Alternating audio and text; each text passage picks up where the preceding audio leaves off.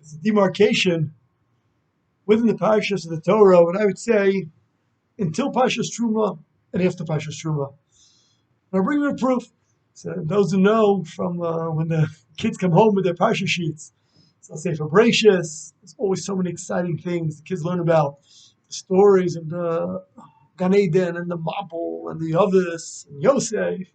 And then you move into Sefer Shmos, so Yetzias Mitzrayim, there's some Makos, Chris Yamsuf, Torah, and even Mishpatim gets, pushed in a little bit. And you get to Parshas Terumah, and there's a talk about building a Mishkan, so foreign to us, so hard for us to understand. Tzaveh, big Kahuna. Kisisa gets a little bit Vayachal Pakudei, and then boom, right into Sefer Vayikra, and Touchim, and Taharos, and so difficult for us to relate to.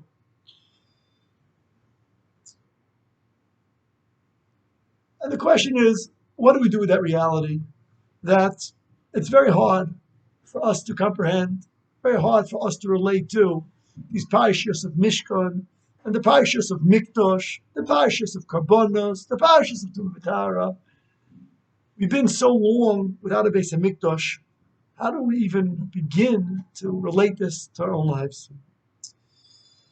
I'll share with you a story, somewhat of a humorous story. I guess it's a humorous story about a tragic event.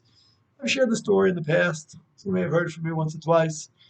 It was back several years ago when it was day after Tisha B'Av, and I had gone to get a haircut at a non-Jewish barber, and the barber was cutting my hair, and they knew it was pretty crowded after Tisha B'Av. All the from Jews had come in for haircuts, and the barber said, "I just want to express my condolences to you." I said, "For what?" I heard about the terrible tragedy that happened. Terrible tragedy. What did I miss? I heard that your temple was burned, your temple was destroyed. I was chuckling a little bit. Yeah, they heard about it because it affected their business. I only got haircuts for those 2 weeks. Yes, it's true. The temple was destroyed. The temple was burned. It's very, very sad. We mourn over it. So the barber said to me, it's been probably already a few years since it happened. Yes? I said, yes, it's been quite some time. So the barber said, must be a good 5 to 10 years or so since the temple was destroyed. And I said, well, it's been actually a little bit longer than that. It's been close to 2,000 years. I think they almost dropped the scissors at the time. 2,000 years! The look of dismay on the barber's face. They couldn't comprehend something that happened 2,000 years ago that we're still crying for. There was still more that we even think about, we even care about. Mind-boggling. And that's been tremendous schus. Klal Yisrael over the years. We haven't forgotten the Beis HaMikdash in so long, even though we haven't seen it. When we read Parshas Terumah, so all of a sudden the Mishkan comes back to life. And we close our eyes and we see an Aron, and we see a Shulchan, and we see a menorah. And we dream about Karbanos, and next week we read Parshas Tzaveh, and we think about the Kohen Gadol and the regular Kohen. And then we move into Sefer Vayikra, and we read about the Olam, the Chattas, and the Toid, and the Shvamim. No, wow, it's real, it's alive. It's not just alive in our parashas, it's alive in our davening. We say Karbanos every day, and Ezim Akaimin, Parshas Atomid. And many of us learned Daf Yomi, and now we're in the middle of the Sugyas and Pesachim, the second half of Pesachim, all the intricacies of Korban Pesach. I haven't offered a Korban Pesach in over 2,000 years. And yet, we learn with enthusiasm and excitement the Sugyas of Pesach. Korban Pesach, the same way we talk about the Sugyas of checking for Chametz. In our world, there is no difference between the world of Mikdash, the world that's void of Mikdash. The Mikdash is still very much alive.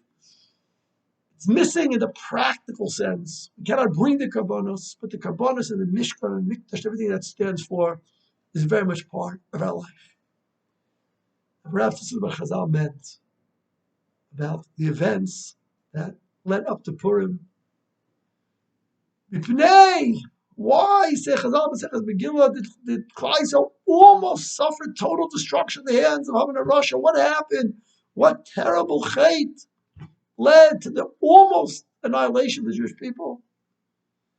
The Chazal pinpoint and say, Meshenenu misudas osarosha, because they participated in the feast, the grand banquet and feast of Achashverosh, the very first paragraph of the Megillah describes in all the gory of glory of the feast of Achashverosh, and the Jewish people attended. Okay, they attended the non-Jewish party. Okay, it's very possible the food was kosher. It's very possible the wine was kosher. Okay, it wasn't the right place. The environment wasn't right. It wasn't it's all true, but Mission enemies in Russia, they almost were destroyed. It was clear that what Chazal meant was, what was the Sudas in Russia? What was it all about? Chazal tell us that Suda that's described in such detail in the Megillah was made in celebration of the destruction of the Beis Hamikdash, never to be rebuilt again, at least in the mistaken calculation of Achashverosh. The 70 years of the Nevuah, the prophecy that had been said years before, after 70 years there'll be a new Beis Hamikdash, and according to Achashverosh's miscalculations, it didn't happen. He wasn't the first person in history to make that miscalculation, and therefore, Lishitas, according to his reckoning, his understanding, the Beis Hamikdash will never be rebuilt. And that's a tremendous source of joy and celebration. Those forces who are anti-Mikdash, anti-Shem Yisborach, anti-Kiddush V'Tara in the world, the last thing they want to see is the Beis Hamikdash come back. Therefore, Chazal tell us, he took out the vessels, the holy vessels of the Beis Hamikdash, and he put on the Bidei Kahuna of the Kohen Gadol, and he threw a party, and threw a banquet, and threw a celebration to commemorate and to celebrate the Beis Hamikdash that would never ever be rebuilt. And can you imagine? Never Klal Yisrael, people from Klal Yisrael, members of Klal Yisrael went to the party. By going to the party and drinking to the toast, such as our party, they were drinking the Chalila B'Chalila, a churban that would never have a rebuilding. And for that, HaKadosh Baruch Hu said, almost Chalila B'Chalila, it can be a destruction of Klal Yisrael.